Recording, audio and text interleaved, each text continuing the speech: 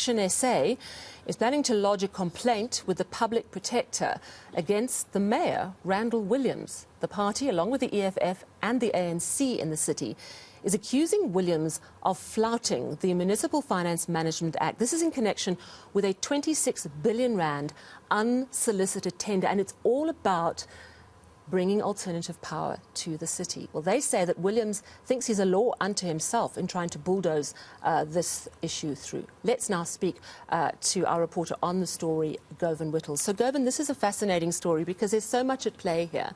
On the one hand, we're sitting in stage 2 load shedding. We're all desperate to make sure that we can have access to power. There's a lot of pressure on municipalities to try and pursue that alternative power. Randall Williams pretty much saying that's what he was doing. And then his coalition partners are going, hang on a minute, you seem to be flouting procedure here. I mean, I suppose we all want to know who's in the right, who's in the wrong. But talk to me about the concern that ActionSA is having.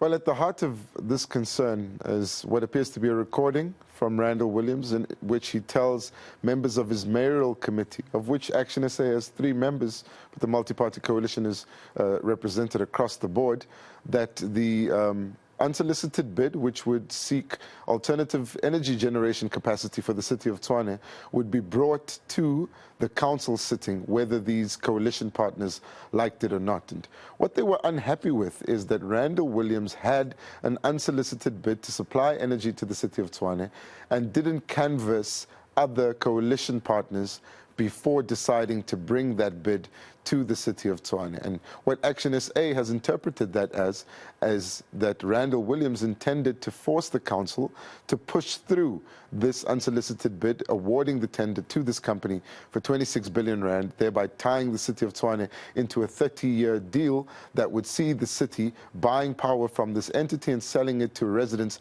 at a more expensive rate than what it currently costs.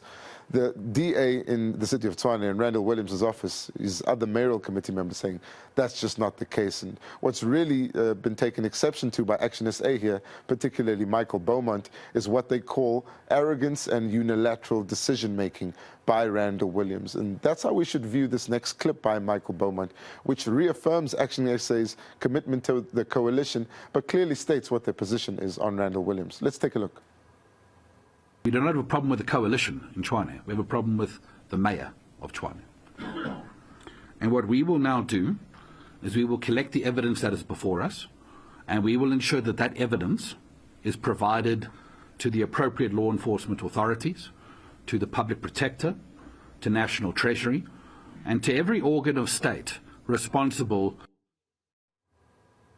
Right, so he's very clear that they have a problem with the way the mayor is behaving. And I think later in that clip he also says, we are not going to abandon this coalition. We want this coalition to survive for the people of Tshwane, which I think is important for those people to hear. But of course those people are also going, hang on a minute, we desperately need alternative power.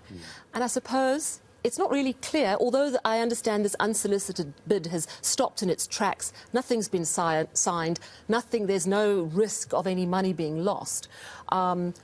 But I suppose we now need full transparency. What is the mayor's office saying?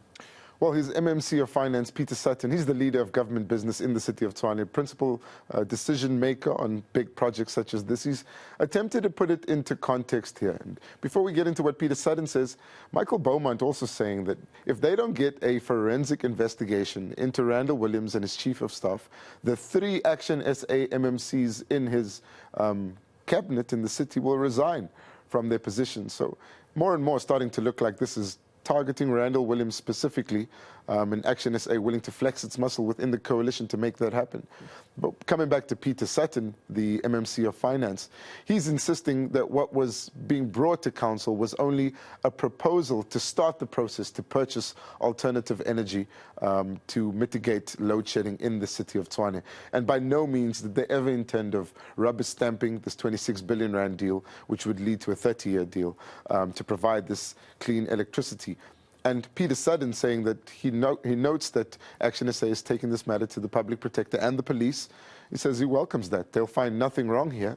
Obviously, no public money has been spent before, but it does cause a rift within the coalition. And Peter Sutton saying the mayor is going to come out tomorrow. He'll face all your questions, but for now, he wants to put it on record that all they were ever going to do in that council meeting before this proposal was withdrawn was start the process to get other bidders to match the prices that would have been benchmarked by this initial deal and then take it forward. Let's take a look at what Peter Sutton had to say. Look, it's unfortunate that we are at this point. I want to make it very clear. Let's look at what we dealt with this week, Tuesday. It was simply a request to go out on public participation. It's an open, transparent, public participation process where everybody has an opportunity to give their view and to give their input into this proposal. I'm concerned that ActionSA, through the help of the EFF and the ANC, wants to stop a transparent, open, public participation process. That for me is concerning. No deal has been finalized. Absolutely nothing. Is to go out and to follow the process. Based on this, there are now allegations that the mayor is corrupt, that he's doing all sorts of unsolicited aspects to this, which is absolutely not true. Second to that, there's no money of the city involved in this process. It's purely an investment proposal where the private sector wants to invest money into the city to do something very, very special to help us with electricity provision and other aspects. And it will be a help to the city with our power plants and to take it from there. Of course, you have already mentioned, though, that the concern is it will lock a contract into the city for 30 years and it could see an escalation of prices. And the point really is all these things need to be examined because more haste, less speed. But what does this potentially mean for the city's drive to get alternative power? It just delays it a little bit longer. In the city of Cape Town, they've already started implementing the mitigating factors, essentially just buying power from alternative generation capacity people and plugging it into the city's grid. That's what they wanted to do in Tshwane. Principally, that's what this deal would do. Of course, the coalition partners are not happy with the prices, but the reservations they have in the fact that it's been withdrawn and they're demanding this forensic investigation before it gets restarted in any way means it'll be a delay before the city of Tshwane itself can purchase power and mitigate the impact of load shedding on its residents, as is the case in the city of Cape Town. Is there a protocol and a process for bringing these alternative power systems into the city? There is approved guidelines released by the National Treasury. The President also announced in this year's State of the Nation address that more municipalities will be allowed to buy power from independent power producers. And the guidelines that the Treasury released are the same ones that the City of Cape Town has used, followed successfully and introduced. But whether or not the guidelines allow for the soliciting or an unsolicited bid, which would benchmark the price, and the term at which the contract would run for, is open for debate at the moment. We're hoping the mayor can clarify those questions, but his MMC of Finance certainly thinks those guidelines allow that.